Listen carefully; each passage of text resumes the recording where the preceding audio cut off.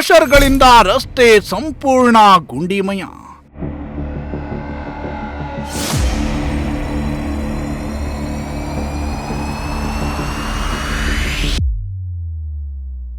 ಗುಂಡಿ ಬಿದ್ದ ರಸ್ತೆಯಲ್ಲಿ ಬಾಳೆ ಸಸಿ ನೆಟ್ಟು ಮಲಗಿ ಪ್ರೊಟೆಸ್ಟ್.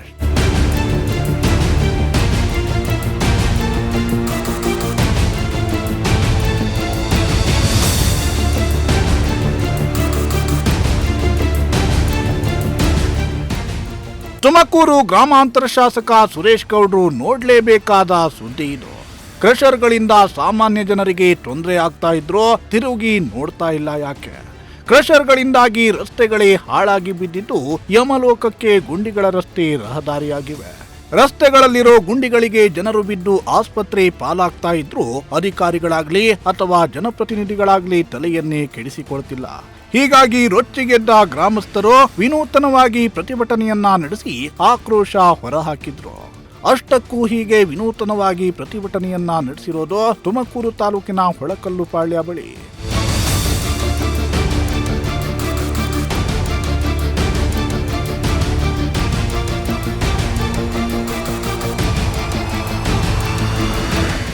ತುಮಕೂರು ತಾಲೂಕಿನ ಪಂಡಿತನಹಳ್ಳಿ ಹ್ಯಾಂಡ್ ಪೋಸ್ಟ್ ವ್ಯಾಪ್ತಿಗೆ ಬರುವ ಕೋತಮಾರನಹಳ್ಳಿ ಸುತ್ತಮುತ್ತ ಸುಮಾರು 4ಕ್ಕೂ ಹೆಚ್ಚು ಕ್ರಷರ್ಗಳು ನಡೆಯುತ್ತಿವೆ. ಕ್ರಷರ್ಗಳು ನಡೆಯುತ್ತಿರೋದ್ರಿಂದ ಲಾರಿ ಟ್ರಕ್ಗಳ ಓಡಾಟ ಹೆಚ್ಚಾಗಿದ್ದು ಹೊಳಕಲ್ಲು ಗ್ರಾಮದಲ್ಲಿ ಹಾದು ಹೋಗುವ ರಸ್ತೆ ಸಂಪೂರ್ಣವಾಗಿ ಗುಂಡಿಮಯವಾಗಿದ್ದು ಜನರು ಹೈರಾಣಾಗಿದ್ದಾರೆ. ಒಂದ್ ಕಡೆ ಕ್ರಷರ್ಗಳ ಲಾರಿಗಳಿಂದ ಬಿದ್ದಿರೋ ಗುಂಡಿಗಳು ಸಮಸ್ಯೆಯಾದ್ರೆ ಮತ್ತೊಂದ್ ಕಡೆ ಲಾರಿಗಳ ಓಡಾಟದಿಂದ ಧೂಳು ಹೆಚ್ಚಾಗಿದ್ದು ಅಲ್ಲಿನ ಜನರಲ್ಲಿ ಆರೋಗ್ಯ ಸಮಸ್ಯೆ ಎದುರಾಗಿದೆ ಅಂತ ಗ್ರಾಮಸ್ಥರು ಆಕ್ರೋಶವನ್ನ ಹೊರಹಾಕಿದ್ದಾರೆ. ಸರ್ ನಮ್ಗೇನು ಗೊತ್ತಾ ಸರ್, ಬೆಳಗ್ಗೆ ಎದ್ರೆ ಧೂಳು, ಬೇಸಿಗೆ ಬಂದರೆ ಧೂಳು, ಮಳೆಗಾಲ ಬಂದರೆ ಕೆಸರು ಸರ್. ಆಮೇಲೆ ನೈಟೆಲ್ಲ ನಿದ್ದೆ ಮಾಡೋಕ್ಕಾಗಲ್ಲ. ನಾವು ಬೆಳಗ್ಗೆ ಎದ್ರೆ ಆಸ್ಪತ್ರೆಗೆ ದುಡ್ಡು ಇಕ್ಬೇಕಾಗುತ್ತೆ ಸರ್. ದಯವಿಟ್ಟು ಸರ್ಕಾರನ ಮಾಡಿಸ್ಕೊಳ್ಳಿ, ಕ್ರಷರನ್ನ ಮಾಡಿಸ್ಕೊಡ್ಲಿ, ಇಲ್ಲ MLAರನ್ನ ಮಾಡಿಸ್ಕೊಳ್ಳಿ. ನಮಗೆ ದಯವಿಟ್ಟು ರೋಡ್ ಬೇಕು. ಈ ಧೂಳಿಂದ ಮುಕ್ತಿ ಆಗಬೇಕು ನಮಗೆ. ಬೆಳಗ್ಗೆ ಎದ್ರೆ ನಮ್ಗೆ ಧೂಳು ಧೂಳು ಧೂಳು. ಹಾಸ್ಪಿಟ್ಲಿಗೆ ಹೋದ್ರೆ ಬರೀ ಡಸ್ಟ್ ಅಲರ್ಜಿ ಅಂತಾರೆ. ನಾವೇನು ಮಾಡೋಣ ಸರ್? ನೈಟೆಲ್ಲ ನಿದ್ದೆ ಮಾಡೋಕ್ಕಾಗಲ್ಲ ಸರ್. ಸರ್ ರಸ್ತೆ ಇದ್ರೆ ಅಷ್ಟೊಂದು ಹಳ್ಳ ಗುದ್ರ ಇರಲ್ವ ಸರ್, ಅಷ್ಟೊಂದು ಸೌಂಡ್ ಬರಲ್ಲ, ಧೂಳು ಇರಲ್ಲ ಸರ್. ಈ ರಸ್ತೆ ಹಿಂಗೆ ಹಳ್ಳ ಗುದ್ರ ಆಗಿರೋ ದೆಸೆಯಿಂದ ದಡ ದಡ ದಡ ಅಂತವೆ ಸರ್. ಅದರಿಂದ ಪ್ರಾಬ್ಲಮ್ ಆಗೈತೆ ನಮ್ಗೆ. ಅದರಿಂದ ದಯವಿಟ್ಟು ರೋಡ್ ಒಂದು ಚೆನ್ನಾಗಿದ್ರೆ, ಇವಾಗ ಮೇನ್ ರೋಡ್ ಐತೆ, ಗಾಡಿಗಳು ಓಡಾಡ್ತಾವೆ, ಅಷ್ಟೊಂದು ನಮಗೆ ಪ್ರಾಬ್ಲಮ್ ಅನ್ಸಲ್ಲ. ಈ ಹಳ್ಳ ಗುದ್ರ ಇರೋ ದೆಸೆಯಿಂದನೇ ದಡ ದಡ ಅನ್ನತ್ತೆ. 10 ವೀಲು 6 ವೀಲ್ಗಳು ನೋಡಿ ಸರ್, ಎಂತೆಂಥ ದೊಡ್ಡ ದೊಡ್ಡ ಗಾಡಿಗಳು ಹೋಗ್ತವೆ. ಅದರಿಂದ ಲಿಮಿಟೇ ಇಲ್ಲ ಸರ್, ಟೈಮಿಂಗ್ಸ್ ಇಲ್ಲ ಅವ್ರಿಗೆ. ಕ್ರಷರ್ನವ್ರಿಗೆ ನೈಟೆಲ್ಲ ತುಂಬಿಕೊಡ್ಬೇಡಿ ಅಂದರೂ ತುಂಬಿಕೊಡ್ತಾರೆ. ಕೇಳಿದ್ರೆ ನಮ್ಮಿಷ್ಟ ನಾವು ಬಂಡವಾಳ ಹಾಕಿದ್ದೀವಿ ಅಂತಾರೆ. ಯಾರನ್ನು ಕೇಳೋಣ ಸರ್ ನಾವು? ಇಲ್ಲ ಪಂಚಾಯತಿಯವ್ರನ್ನ ಕೇಳಿದ್ರೆ ಅವರು ಒಪ್ಕೊಳಲ್ಲ, ಇಲ್ಲ ಅವ್ರು ಕ್ರಷರ್ನವ್ರು ಕೊಡಿದ್ರೆ ಅವರು ಒಪ್ಕೊಳಲ್ಲ. ನಾವು ಯಾರನ್ನ ಕೇಳೋಣ ಸರ್? ಹಂಗಾಗಿ ನಮಗೆ ತೊಂದರೆ ಆಗಿದೆ. ದಯವಿಟ್ಟು ನಮಗೆ ರೋಡ್ ಮಾಡಿಸ್ಕೊಡಿ, ಯಾರನ್ನ ಮಾಡಿಸ್ಕೊಳ್ಳಿ, ನಮಗೆ ಧೂಳಿಂದ ಮುಕ್ತಿ ಆಗಬೇಕಷ್ಟೇ. ಇನ್ನು ಸಂಜೆ 6 ಗಂಟೆಯಿಂದ ಬೆಳಗ್ಗೆ ಸುಮಾರು 9 ಗಂಟೆವರೆಗೂ ಲಾರಿಗಳ ಓಡಾಟ ಹೆಚ್ಚಾಗಿರುತ್ತೆ.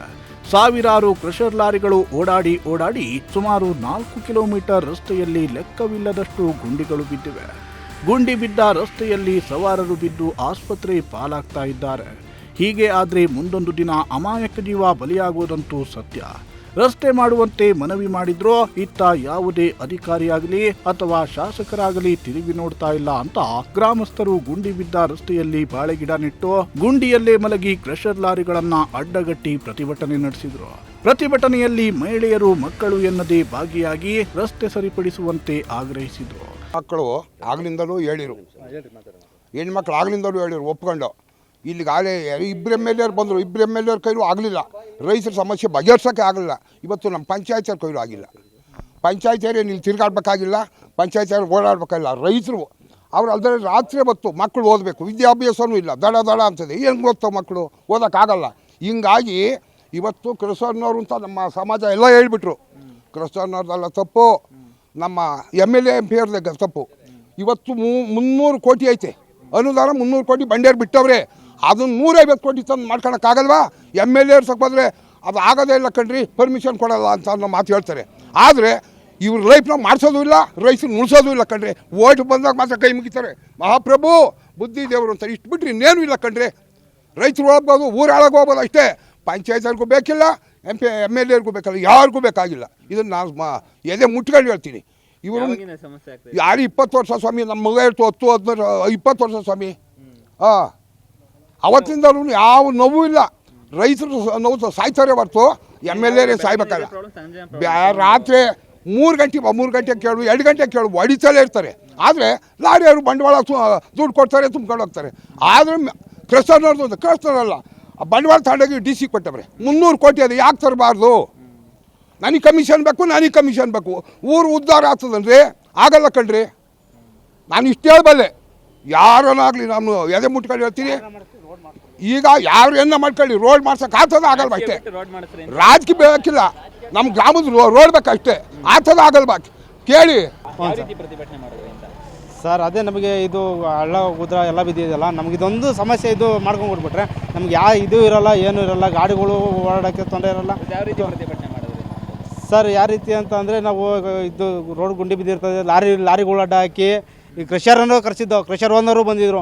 ಅವರು ಕ್ಯಾಮ್ರಾದವ್ರು ಬರ್ತಿದ್ದಂಗೆ ಅವ್ರು ಸುಮ್ಮನೆ ಮಾತಾಡ್ದಂಗೆ ಸುಮ್ಮನೆ ಹೋಗ್ಬಿಟ್ರು. ಅವರು ಬಾಳೆ ಗಿಡ ಇಟ್ಟಿದ್ದೀವಿ, ಅಡಿಕೆ ಗಿಡನ ಇಕ್ಬೇಕಾಗಿತ್ತು, ಹಂಗಾಗಿ ಬಾಳೆ ಗಿಡ ಇಟ್ಟಿದ್ದೀವಿ. ಸುರೇಶ್ MLA ಹೇಳ್ತಾರೆ, ಸುರೇಶ್ ಗೌಡ್ರೆ ಮಾಡಿಸ್ಬಿಡ್ರಿ, ನಮ್ಮ ಮರ್ಯಾದೆ ಹೋಗ್ಬಿಡ್ತೈತೆ, ನಾನೇ ಮಾಡಿಸ್ತೀನಿ ಅದು ಅಂತ ಕ್ರಷರ್ನವರು ಹೇಳ್ತಾವ್ರೆ.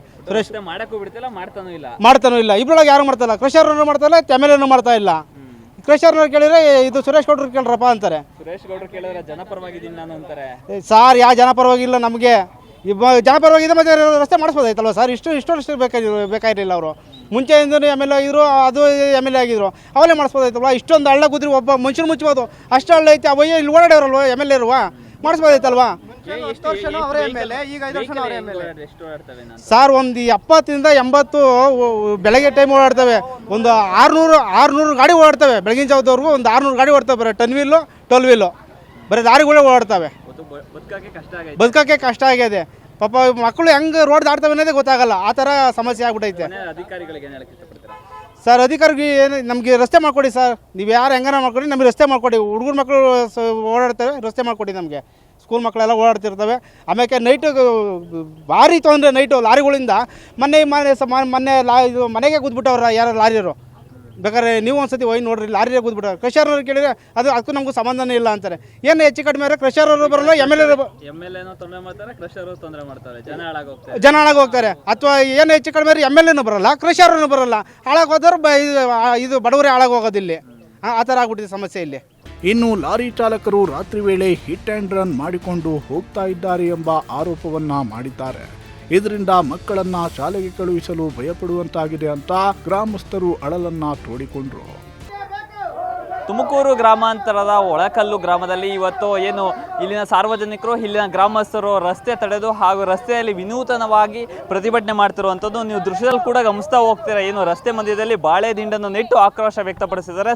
ಸಾಕಷ್ಟು ವರ್ಷಗಳಿಂದ ಇದೇ ಸಮಸ್ಯೆ ಆಗ್ತಾ ಇದ್ರು. ಇಲ್ಲಿನ ಅಧಿಕಾರಿಗಳು ಸಂಬಂಧಪಟ್ಟ ಇಲಾಖೆಗೆ ಗಮನ ಹರಿಸ್ತಾ ಇರಲಿಲ್ಲ.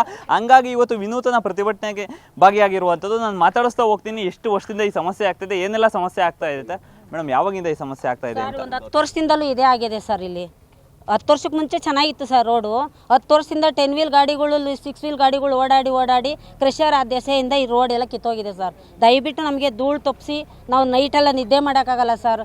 ದಯವಿಟ್ಟು ಈ ಸಮಸ್ಯೆಯಿಂದ ನಮಗೆ ಪರಿಹಾರ ಕೊಡಿಸಿ ಸರ್, ಅಷ್ಟೇ ನಮಗೆ ಬೇಕಾಗಿರೋದು. ಇನ್ನೇನು ಇಲ್ಲ ಸರ್. ನಾವು ಕೇಳೋದು ಅಧಿಕಾರಿ ಗಮನಕ್ಕೆ ತರಲಿಲ್ಲ. ಅಧಿಕಾರಿ ಗಮನಕ್ಕೆ ತಂದಿದ್ದಾರೆ ಸರ್. ನಾವು ಮಾಡಿಸ್ಕೊಡ್ತೀವಿ ಅಂತ, ಅವ್ರು ಕ್ರಷರ್ನವ್ರು ಮಾಡಿಸ್ಕೊಡ್ತೀವಿ ಅಂತ ರೆಡಿ ಇದ್ದಾರೆ. ನಮ್ಮ MLA ಹೇಳಿದ್ರಂತೆ ನಾವು ಮಾಡಿಸ್ಕೊಡ್ತೀವಿ, ಅಪ್ರೂವಲ್ಗೆ ಹಾಕಿದ್ದೀನಿ ಅಂತ. ಅದು ಅಪ್ರೂವಲ್ ಆಗಿ ಬರಲಿಲ್ಲ, ನಮಗೆ ರೋಡ್ ಮಾಡಿಕೊಡ್ಲಿಲ್ಲ, ನಮಗೆ ಇಲ್ಲಿ ಧೂಳು ತಪ್ಪಿಲ್ಲ ಸರ್. ಇನ್ನೇನು ಸಮಸ್ಯೆ ಆಗ್ತಾ ಇದೆ ಸರ್? ಇಲ್ಲಿ ಹಗಲು ರಾತ್ರಿ ಗಾಡಿಗಳು ವಿಪರೀತ ಗಾಡಿಗಳು ಹೋಗ್ತವೆ. ಗಾಡಿಗಳು ಹೋಗೋದ್ರಿಂದ ಧೂಳು ಅಂದರೆ ಎಲ್ಲರೂ ಕೇಳಿ, ಎಷ್ಟು ಎಲ್ಲ ಗೊರ ಕೆಮ್ತಿರ್ತಾರೆ, ಅಷ್ಟು ಧೂಳು, ವಿಪರೀತ ಧೂಳು ಎದ್ದೇಳುತ್ತೆ. ಏನ ಮಾಡಿ ಕ್ರಷರ್ ತಪ್ಪಿಸ್ಬಿಟ್ರೆ ಈ ಭಾಗದವ ಸಾಕು, ಸಖತ್ತ ಹಿಂಸೆ ಆಗ್ಬಿಟ್ಟೈತೆ. ನಮ್ಗೆ ಆರೋಗ್ಯಗಳೆಲ್ಲ ಕೆಟ್ಟೋಗ್ತವೆ. ವಯಸ್ಸಾದಾಗ ಈ ಧೂಳು ಕುಡಿದು ಯಾವ ಡಾಕ್ಟ್ರ್ ಹತ್ರ ಹೋದ್ರು, ನೋಡಪ್ಪ ನಿಮಗೆ ಒಂಥರ ಗಸೆ ಬಂದಂಗೆ ಆಗುತ್ತೆ, ಧೂಳು ಕುಡಿದು ಡಸ್ಟ್ ಅಲರ್ಜಿ ಅಂತಾರೆ ಯಾವ ಹಾಸ್ಪಿಟ್ಲ್ಗಳಿಗೆ ಹೋದ್ರು. ಗ್ರಾಮಾಂತರ ಶಾಸಕರು ಸುರೇಶ್ ಗೌಡ್ರು ಕೇಳಿಲ್ವ ಅವರನ್ನ? ಸರ್ ಪರ್ಮಿಷನ್ಗೆ ಇವ್ರಿಗೆ ಎಡಬೆಲೆ ಹತ್ರ ಹೋಗಿದ್ವಿ, PWD ಎಡಬೆಲೆ ಹತ್ರ. ಅವರೇ ಮಾಡ್ರು, ರೋಡ್ ನಾನೇ ಮಾಡಿಸ್ತೀನಿ, ಪರ್ಮಿಷನ್ ಕೊಡಬೇಡ ಅಂತ ಅಂದ್ರಂತೆ. ಎಡಬೆಲೆಯವರು ಇಲ್ಲಪ್ಪ MLA ಹೇಳೋರೇ ನಾವು ಪರ್ಮಿಷನ್ ಕೊಡೋಕ್ಕೆ ಬರಲ್ಲ ಅಂತ ಹೇಳಿದರು. ಅದು ಸಮಸ್ಯೆ ಆಗ್ತಾ ಇರೋದು. ಇನ್ನೇನು ಸಮಸ್ಯೆ ಆಗ್ತದೆ ಸರ್? ಇಲ್ಲಿ ಸಣ್ಣ ಮಕ್ಕಳುಗಳೆಲ್ಲ ಇದ್ದಾರೆ ಸರ್. ಇನ್ನು ಈ 1 ವರ್ಷದ ಮಗು 2 ವರ್ಷದ ಮಗು ಎಲ್ಲ ತುಂಬ ಧೂಳು ಕುಡಿದು ಬರೀ ತಿಂಗಳಿಗೆ ಒಂದ್ಸರಿ, ವಾರಕ್ಕೊಂದ್ಸರಿ ಹಾಸ್ಪಿಟ್ಲು ಮನೆ ಏನಾದರೂ ತಿರ್ಗದೆ ಆಗಿದೆ ಹೊರತು ಯಾವುದೇ ಕಾರಣಕ್ಕೂ ಇಲ್ಲಿ ಸಮಸ್ಯೆ ತಪ್ಪಿತ್ತೇ ಇಲ್ಲ. ಬೇಸಿಗೆ ಬಂದರೆ ಧೂಳು, ಮಳೆಗಾಲ ಬಂದರೆ ಕೆಸರು, ಈ ಥರ ಬಿಟ್ಟರೆ ಸಮಸ್ಯೆ ಬಿಟ್ಟರೆ ಏನಿಲ್ಲ ಸರ್. ಒಂದು ಮನುಷ್ಯನ ಹಂಗೆ ಮುಚ್ಬೋದು ಗುಂಡಿ. ಒಂದು ಲಾರಿ ಬಂದು ಇದು ಹೋಯ್ತು ಅಂದರೆ ದೊಡ್ಡ ಅಂತ ಒಂದು ಸೌಂಡ್ ಬರುತ್ತೆ. ಹೆಂಗೆ ಬರುತ್ತೆ ಸೌಂಡು ಅಂದರೆ ಆ ಲಾರಿ ಬರೋ ಸೌಂಡಿಗೆ ಮನೆನೇ ಹಿಂಗೆ ಕುಸು ಬಿದ್ದೋಗಂಗೆ ಆಗುತ್ತೆ ಸರ್.